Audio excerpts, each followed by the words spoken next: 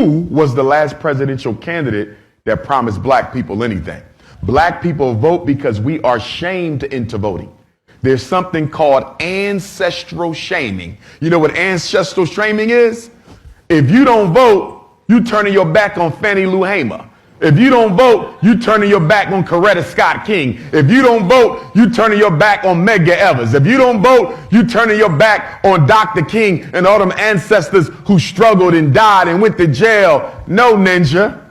We're not turning our back on our ancestors. We're turning our back on a party that has consistently and repeatedly ignored the issues that affect black people. They do a lot of ancestral shaming. But what they don't tell you is how the Democratic Party undermined Fannie Lou Hamer at the 1968 convention. What they don't tell you is how President Lyndon Baines Johnson tapped the phones in a hotel where all the Mississippi Freedom Democratic Party members who came with Fannie Lou to Atlantic City where they stayed at, he had the FBI spying on them so they could know everything that they were strategizing so they could undermine them. Nobody tells you how the Democratic Party treated Fannie Lou. They kept mentioning her name at the DNC as if they upheld her in her day. No, they didn't. There's a new Pew Research poll that 95% of Republicans, but also 71% of Democrats like this idea. So why do you not?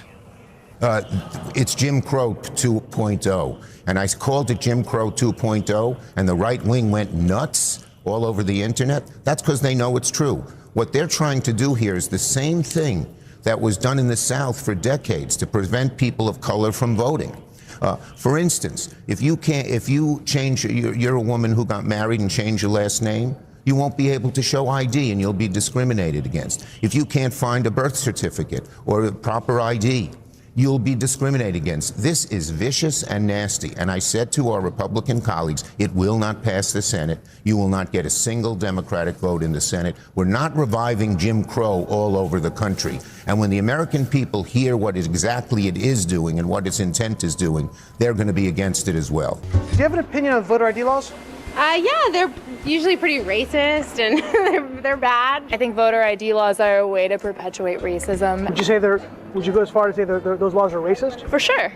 Do you think it suppresses the African American vote? Definitely. Tell us how. Because they're less likely to have state IDs. Minority voters are less likely to have the kinds of IDs that have been described or required. These type of people don't live in areas with easy access to DMVs or other places where they can get identification. You can always get IDs you do over the internet.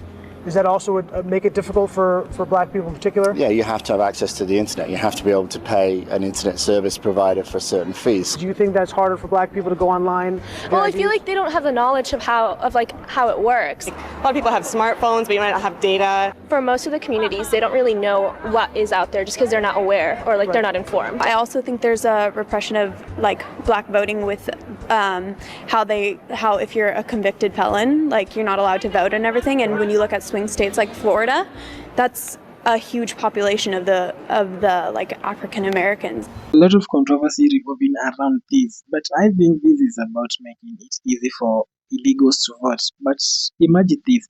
You've been told by a party that you seem to be so stupid to get an ID, and then that very party tells you that you should vote for it. But there is also another argument which is underneath this whole thing, which is so ugly, because it seems that black people can't figure out how to get identification.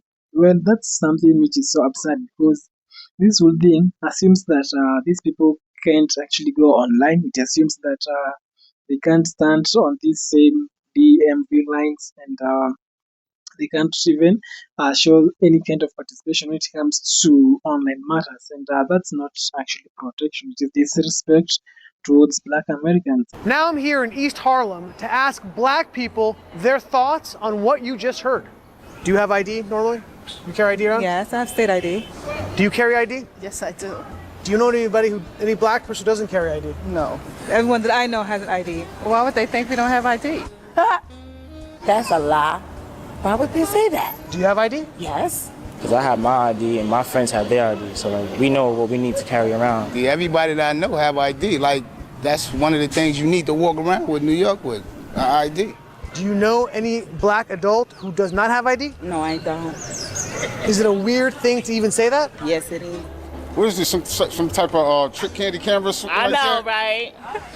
That's the only thing I brought with me. Those are legit IDs. I heard a lot also that black people can't figure out how to get to the DMV. Really? What does that say to you? I know it's at on 25th Street. Do you know where the DMV is around you? It's on 125th Street and 3rd Avenue, I believe. You know how to get there? Yeah. Would you have a problem getting there if you had to get there? No. I know these sound like silly questions. You know how to get to the DMV? Of course. You know where it is? Yes. You can get there? Uh-huh. No problem. No problem. Just checking. Okay. I am a former Democrat who walked away from the plantation of the Democratic Party. I'm extremely happy that I escaped the Democratic plantation. But they would be vilified on the internet just for saying no and expressing boundaries. I keep telling y'all, black folks ain't going for this. And this is where the Democrats fail every single time, thinking that all black folks think the same. We are not really rocking with no Kamala Hills up Harris. Play the clip. So, Peach Patch, they thought because President Biden wrote a note saying that he is not running for president no more, he like withdrawing his candidacy, and he want to nominate Kamala Harris, that all the black women was going to run and go vote for her. I'm not voting for you. She is not getting my vote. Me and all my cousins out the project here in Florida, we all voting for Donald Trump. Trump got our vote. It ain't nothing. Nobody could say or do or nominate whoever you want. Trump 2024. With that being said, I'm asking the black folks that do support her, name 3 things that she's accomplished. Name me 10 different things she's done over a decade that has helped black folks in America. Nothing. And these people, we've seen from the sources that we have watched that they are being interviewed and they are saying that they have IDs, their families have them, their neighbors do have them. These people do drive, they do travel, they do cash checks, and they have applied for jobs. And all these things these people are doing in this modern America, they require identification. So when these people say that the voter ID laws are found to be racist because they see that black Americans cannot be able to get this kind of voter IDs, like they are not capable of doing this. That's some sort of disrespect of high level because you're trying to make it seem that these people have not evolved. It's like they have not grown into this new system. But this whole thing is so messy because there is a bigger pattern here where these people actually get it confused because at some point people start noticing gaps between words and results because when all these kind of talks you do, people try to analyze, they try to critically think through all these things and they examine it and see if it is for their better interest or it is for interest of few elite people, few elite communities, and also elites who actually don't care about the livelihood and also the wellness of the citizens. And now they get to connect the dots and now they see the gaps and they know who is for them and who is not for them. And with all that whole thing, these people now seem to have woken up. They know it is not just about voter ID or you being able to process one or being able to know how to operate all those online materials which revolve around politics. So this does not mean that you hate anyone, but wanting election integrity does not mean that you be anti-black or anti-white or any sort of that thing.